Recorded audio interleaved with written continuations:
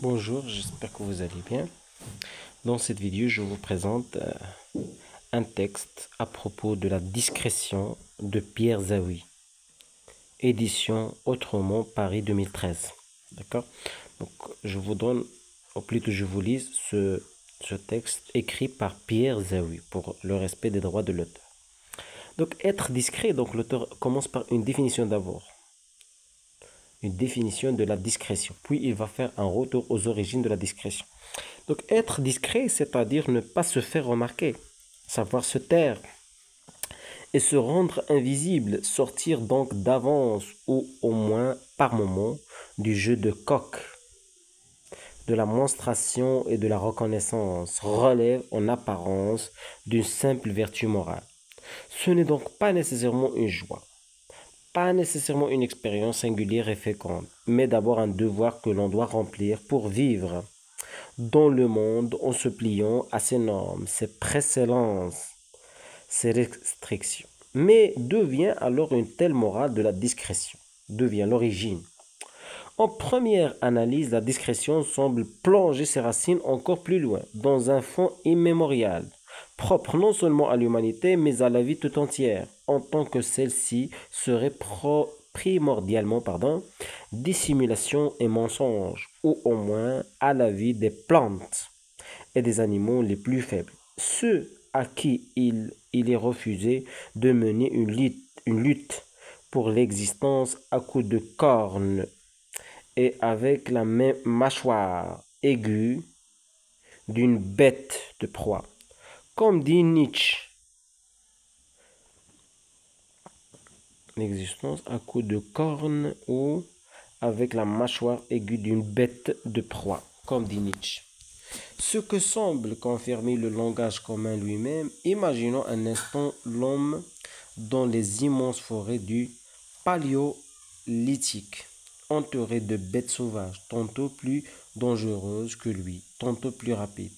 S'il ne sait pas d'instinct se faire discret, avancer à pas feutrés, comme un félin, se tapir dans les terriers comme les petits mammifères, se fondre dans le paysage comme un caméléon ou un phasme.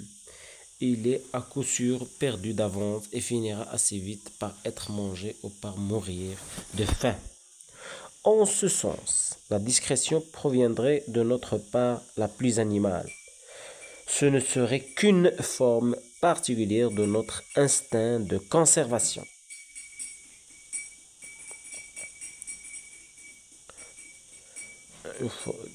Des immenses forêts du Paléolithique. Imaginons que l'on est dans une immense forêt du Paléolithique.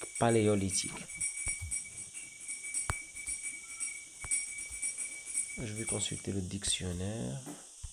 Pardon.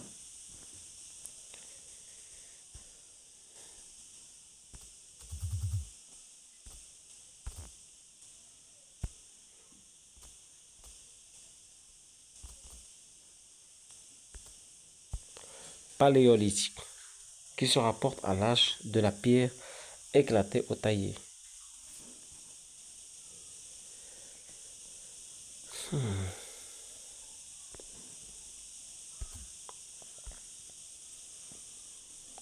Des animaux plus faibles. Donc on a dit des forêts du palais entourées de bêtes sauvages, tantôt plus dangereuses que lui, tantôt plus rapides. S'il ne sait pas d'instinct se faire discret, avancer à pas feutrés, Ça veut dire quoi feutré?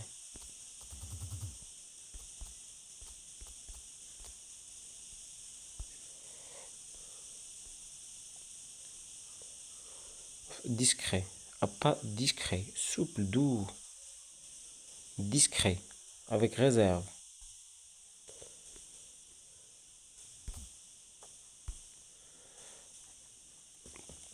S'il ne sait pas d'instinct se faire discret, avancer à pas feutrés comme un félin, se tapir dans des terriers comme les petits mammifères, se fondre dans le paysage comme un caméléon ou un phasme. Il est à coup sûr perdu d'avance et finira assez vite par être mangé ou par mourir de faim. En ce sens, la discrétion proviendrait de notre part la plus animale. ce ne serait qu'une forme particulière de notre instinct de conservation. Soyons toutefois un peu plus précis et regardons à nouveau les jungles hostiles. Les jungles hostiles. La vie semble en fait y avoir presque à parts égales. D'un côté, les formes les plus inattendues de discrétion. De l'autre, les formes les plus bariolées de monstration et de démonstration de soi. D'un côté, une multitude de terriers, de cachettes, d'ombres furtives, de silence. De l'autre, une débauche de couleurs, de formes, de cris, de parades. Plus encore, même les animaux les plus discrets n'y sont jamais en sécurité. Leurs prédateurs ont fini aussi par apprendre à les débusquer, à creuser leur terrier ou à attendre patiemment la plus légère apparition qui les perdra. Terrier.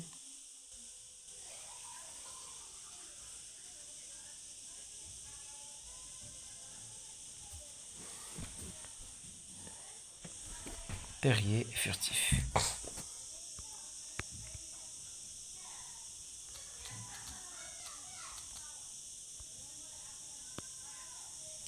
Trou qu'un animal creuse dans le sol pour s'abriter. Refuge.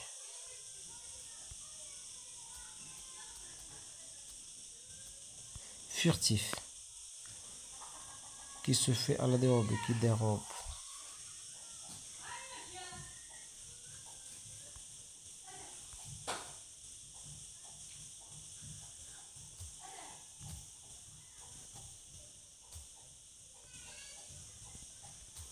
Pardon?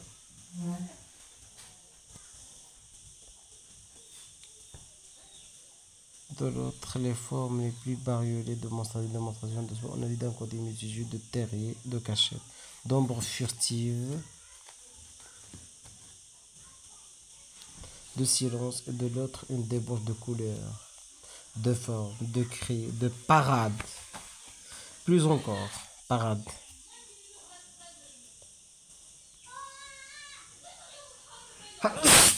Alhamdoulilah. Parade. Louange à Dieu. Parade.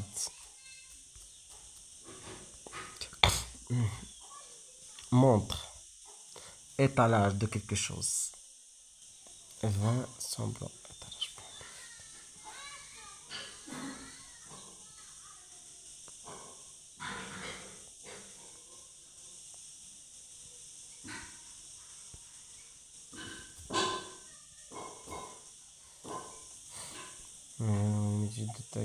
Plus encore. Même les animaux les plus discrets n'y sont jamais en sécurité. Leurs prédateurs ont fini aussi par apprendre à les débusquer, à creuser leur terrier ou à attendre patiemment la plus légère apparition qui les perdra. L'animalité est autant une école de l'indiscrétion. L'animalité est autant une école de l'indiscrétion qu'une école de la discrétion. Et en ce sens, on ne saurait y voir le fondement d'une expérience singulière de la discrétion qui alterne. L'animalité est d'autant une école de l'indiscrétion qu'une école de la discrétion. Et en ce sens,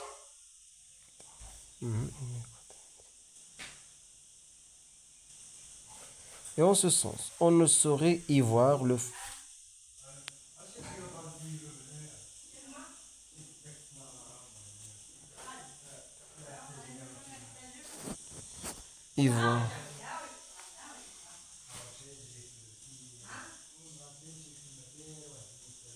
On ne saurait y voir le fondement d'une expérience singulière.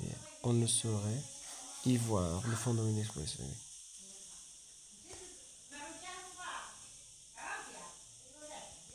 Qui alterne sans doute entre deux, mais ne les confond jamais. Au contraire.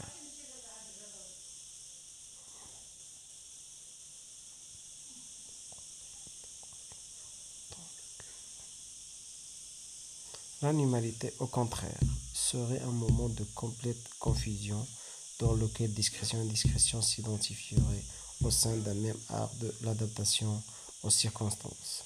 Ce n'est pour rien à cet égard que lorsque Nietzsche décrit ces formes originelles de la vie, il parle d'art du mensonge. Il parle d'art du mensonge, de la dissimulation, au mieux encore d'art du masque, mais pas de discrétion à proprement parler. Car il y a deux raisons, presque toujours simultanées, de porter un masque pour se cacher et pour se montrer, pour se fondre dessous, ou au contraire pour mettre en avant certains traits particuliers. Ce n'est donc pas sur ce terrain que l'on risque de trouver l'invention en propre de la discrétion, sauf à faire du carnaval son moment privilégié d'expression. On risque de ne plus savoir du tout de quoi l'on parle.